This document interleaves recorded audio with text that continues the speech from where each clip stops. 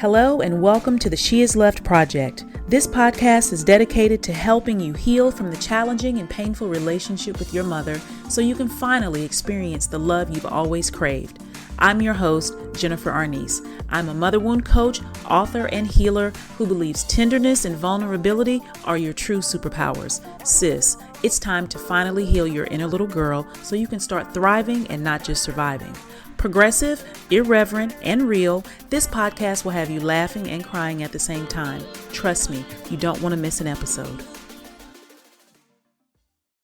What's up, everybody? Welcome back to the She Is Love Project podcast. I'm your host, Jennifer Arnise, and today we're going to be diving more into, the trauma, the intricacies of traditional Black parenting. And specifically, I'm going to talk about today being the obedient Black girl, the obedient daughter, and how that whole trope of obedience is really toxic, where it's formed, what it does to us, and what we can do to regain our power. I realized this week that I had identified as being rebellious. You know, when people would ask me about my life and I would say, oh, I was a rebellious teenager. And what I realized was I was never a rebellious teenager. I was just unable to blindly accept things that did not make any sense to me when it came to my mother's rules and her perspectives and what her expectations were of me. And in my family, it made it look like I was, and let's see if my sisters out here can relate to any of these. I was labeled as fast, rude, disrespectful, ungrateful, and of course, rebellious. And there was this thing like, why you just can't just sit down and be quiet? Why you just can't do what you're told to do? And that expectation really robs us of some critical things that we need to have power and authority over our lives as adults. So I'm going to read the definition of obedience because you all know I love words and what words really mean. And when we use words incorrectly, we harm ourselves. And when we use words correctly, we free ourselves. So this is the definition of obedience: willing to comply with orders or requests, submissive to another's will. For example, a docile and obedient dog. They dead ass wrong for that example. Synonyms are compliant, respectful, under control, docile, tame, meek, passive, and subservient. And what are the antonyms of obedience? Are you ready? Disrespectful, rebellious, and I think that's all I have. That's all when I saw disrespectful and rebellious, I was like, wow. And it's so interesting because we can get labeled those things for a lifetime, right? If you think about being obedient and you think about raising a child, I'm going to talk about, again, in the Black community. What makes the mother wound different from the Black community is when you parent a Black child, they never grow up. They are always your child, and there's never this space where we get to transition and to be an adult and be an authority figure in our own lives.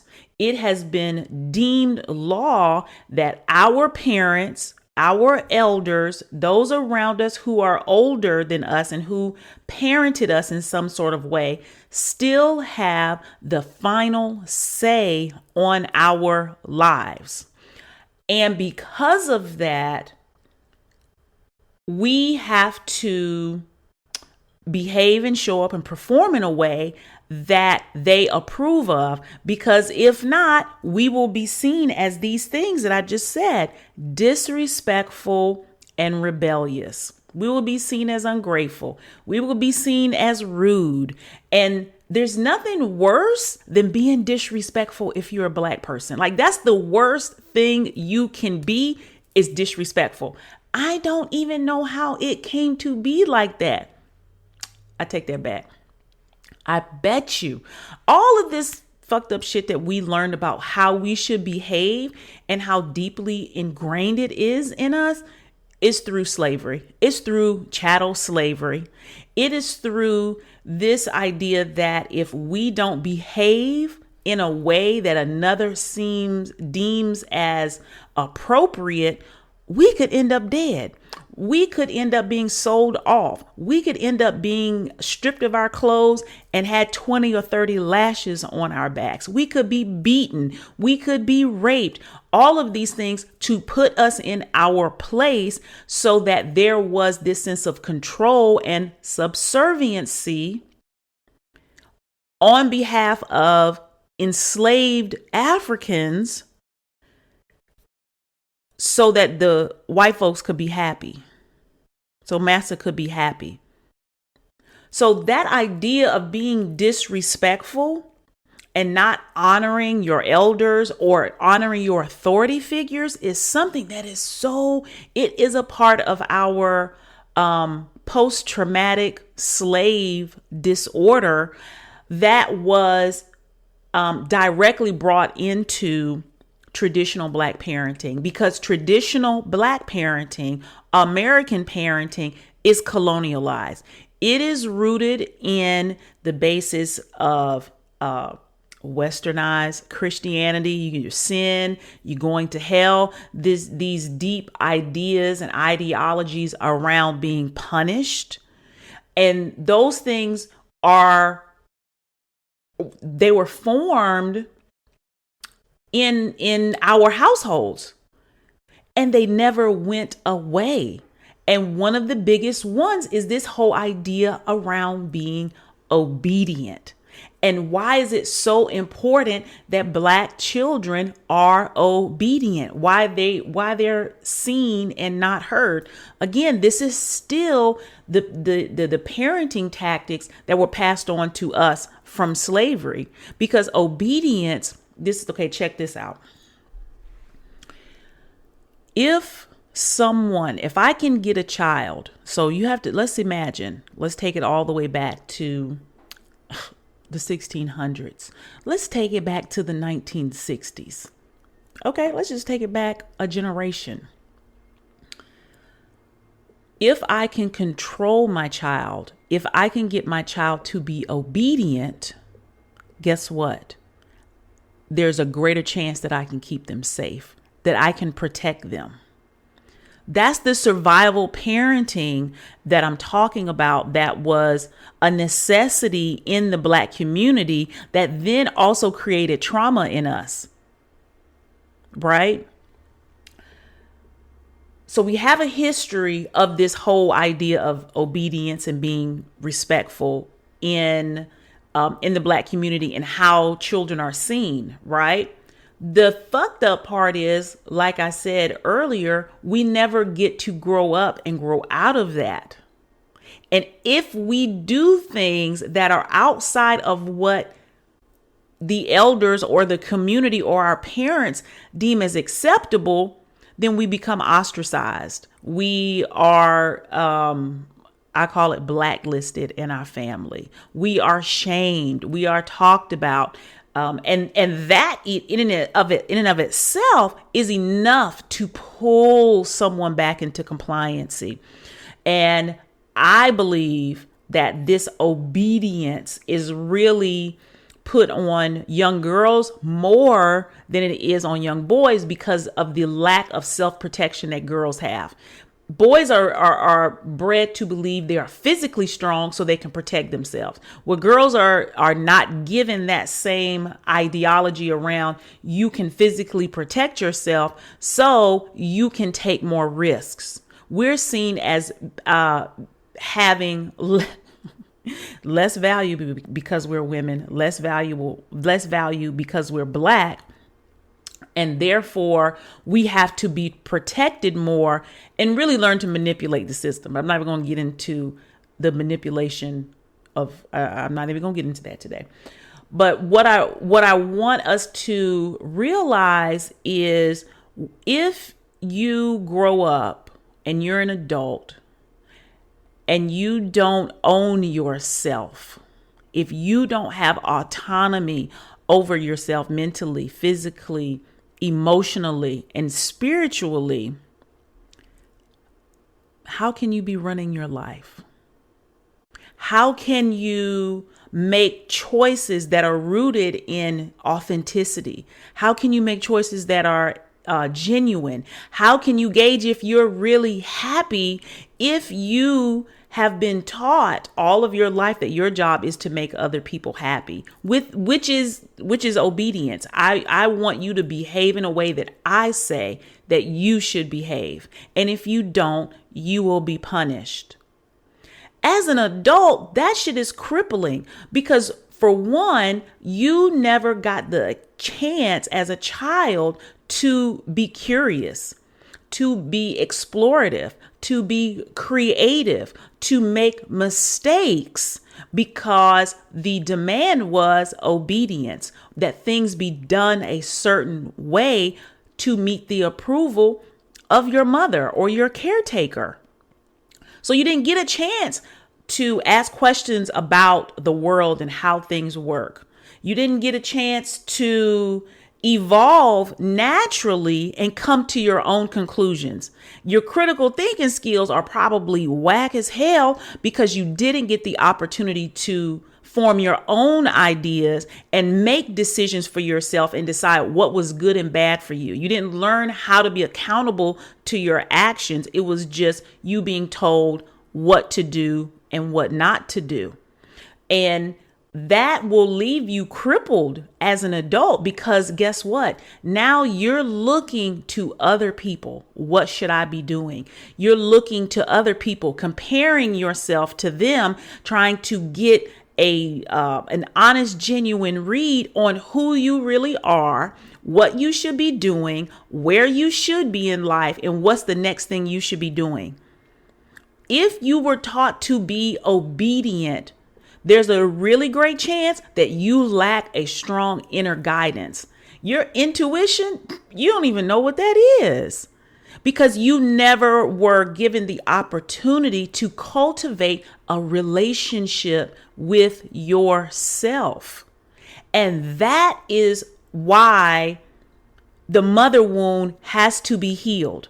If not, you will go on living really as a shell, as a puppet of those who don't know what the hell is really going on in your life, what should be happening, and where you should be going, because only you have those answers. But you're afraid now. There's so much at stake. You're afraid to explore that. You don't know how to be curious. You don't know how to be vulnerable. You don't know how to be soft and tender because you don't even feel safe enough with yourself. You don't know how to discern. You don't know how to feel out things. And you've never been granted the authority of saying, no, I don't like that. No, I don't want to do that. I think I'm going to make another choice. I changed my mind. You didn't get an opportunity. We didn't get an opportunity. Okay. These are all things, like, these are new life skills that I'm learning now, how to be curious instead of automatically coming to a conclusion, even about myself. You know, this idea that I have to get it right the first time, keeps me from trying new things. But then how can you learn a new thing if you're not willing to be bad at it from the beginning?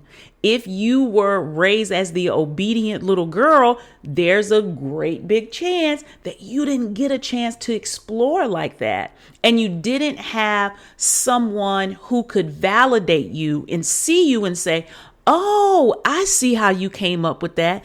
Oh, that's an interesting thought process. Well, look at that puzzle. I wouldn't have drawn that. That is a really interesting thing. Let me see you do that again. Wow, you're really getting good at that.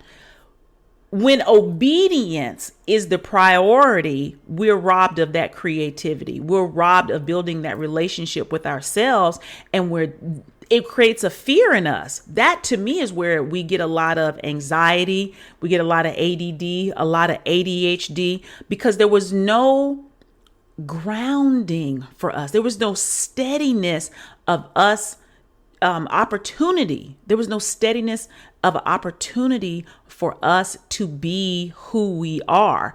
Because if you're learning to be yourself, you can't always be obedient. You can't always be compliant because you're not always going to agree with the way others do things, right? And you have to have the opportunity to do that so you can be a healthy person, so you can be emotionally well, so you can be mentally healthy, so you can know how to trust yourself, right? So I wrote down some things now about how to stop being obedient. I know, right? I love it. And this isn't about behaving in a reactionary way, because a lot of times, including myself, the rebellion wasn't me being disobedient. The rebellion was a reaction to having to comply when it didn't feel right to me. And me finally wanting to make decisions for myself, but I had been held back so long and I had no practice that when I ran away from home at 17, I was a wild maniac. I was like, oh, I'm gonna do what the hell I want to do, every kind of way, right? But that wasn't the best way either, because I'm still behaving in a reaction to having to have been taught to be so obedient for so long. So here are some ways you can stop being obedient. I mentioned this earlier. Get curious. Begin to ask questions. Ponder on people's answers. So let's say you're having a dialogue with someone and they have an opinion that's different than yours. Instead of you saying, no, that ain't right, and you assuming that yours is correct, ask them questions. Well, what made you come up with that? Tell me more about like your perspective and how you came to that conclusion. That's interesting because I see it this way, but I still may agree with you, disagree with you in the end, but I think it's interesting to see how other people come to conclusions. That's how we can break out of this right, wrong, yes, no mentality and grow and expand, right? Don't be so quick to draw conclusions. Question everything, including yourself. Question your own ideas, the things that you say you like, the things that you want in your life. Ask yourself, do I really want that? What makes me want that? When am I most happy? What are some things I've always been curious about, but I haven't tried? Why not?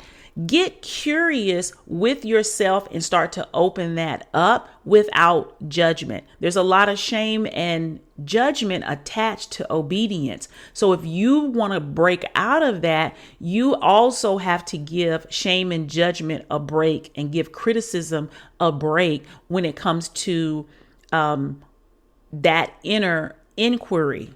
Right? You have to give yourself the permission and authority to be honest, even if it's with yourself, to say, hey, I really been wanting to try this thing, but I'm scared to talk about it. If my mother knew I was thinking about this, she would disown me.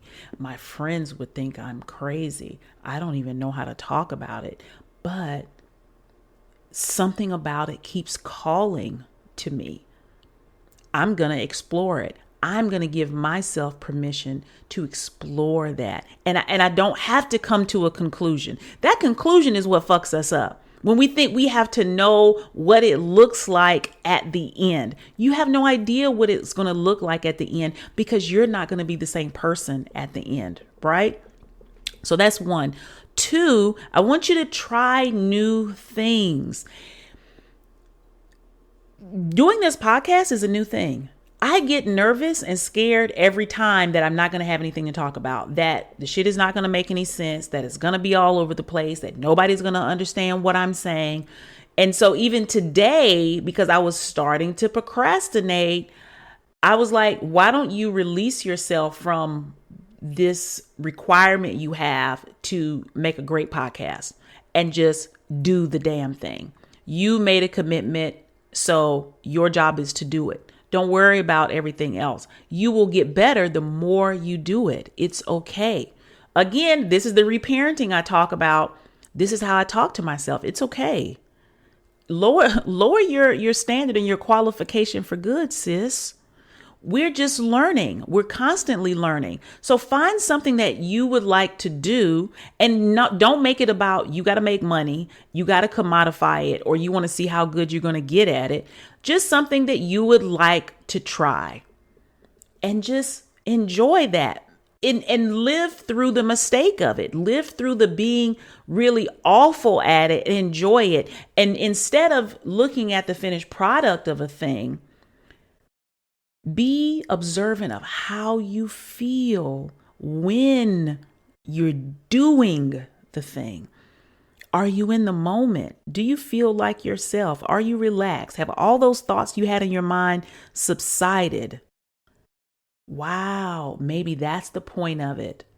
Does something you may have been worrying about, the conclusion, the answer came to you and you're like, oh, wow. Okay. I know exactly how to handle that situation.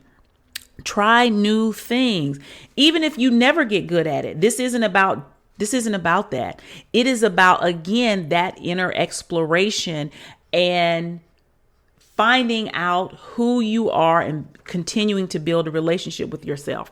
And this is the third one. And this may be the most difficult thing I want you to do. But if you want to stop being obedient, you're going to have to stop trying to please others. You're going to have to stop approval seeking, because that is the habit that's created in us. That is our pathology. Please others, being dual minded, feeling responsible for other people's emotions, shape shifting.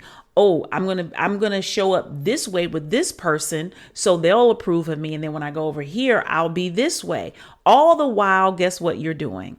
You are abandoning and rejecting the little girl inside of you. You are sending the direct message that she is not enough the way she is. Oh my fucking God. Who did that to you? Somebody did that to you when you were a child. Somebody made you feel, your mother made you feel like you weren't good enough the way you were and you needed to change. And so now you've turned that inward on yourself and you've become the villain to your inner little child. Every time you make someone else's needs and desires a priority over your own, you are abandoning and you are rejecting the child inside of you, and you are the perpetrator. You are the culprit. You are the one that's fucking up. You can't even take it back to what your mama did, because now you're the one doing it to yourself. Okay? I know that's a little harsh, but y'all know how I do it. You've got to understand this. There's no time to waste. I'm so really, and I probably say this a lot. You don't have time to waste. You don't have time to put this down and say, I'm going to come back to this later. This is the time to get your shit together, to put yourself first, to live the life that you're meant to live. And healing this mother wound, getting this, stop avoiding it, stop pretending that it doesn't exist, It's time to get to the business of healing this, because there's so much life to be lived. There's so much that we're leaving on the table. You're leaving money on the table. You're leaving joy on the table. You're leaving peace, happiness, fulfillment, brilliance on the table, because we're afraid to take our power back because of how it will upset the dynamics in our family, or because we're afraid to soften because we don't feel safe enough, because we've been hurt so bad by our families. That's why this healing process is so important. And this is how you can start to do that. So, yeah, that's really all I came to say. The obedient little black girl, she's got to go. She has to grow up. You have to give her permission to grow up, make decisions, take control of her life, be the authority of her own life, of her destiny, and of her story. If not, you can't keep blaming others for not showing up for you. You can't keep blaming your mother for what she didn't do and what she still isn't doing when you are in a position to make the changes that are necessary, right? So I think that's all I have. I love y'all. And I'll be back next week. I'm getting, this podcasting it's starting to grow on me. I'm got a little system going to help me. If you don't follow me on Instagram, go over there and check me out. I am Jennifer Arnise. I'm also on YouTube at Jennifer Arnise. Check the show notes for those links. Check the show notes for my free healing guide to start healing from the toxic and painful relationship with your mother. It'll also put you on my mailing list so you can know about events that are coming up, classes, promotions, all those different types of things there. I love y'all. I will be back soon. Take care of yourself.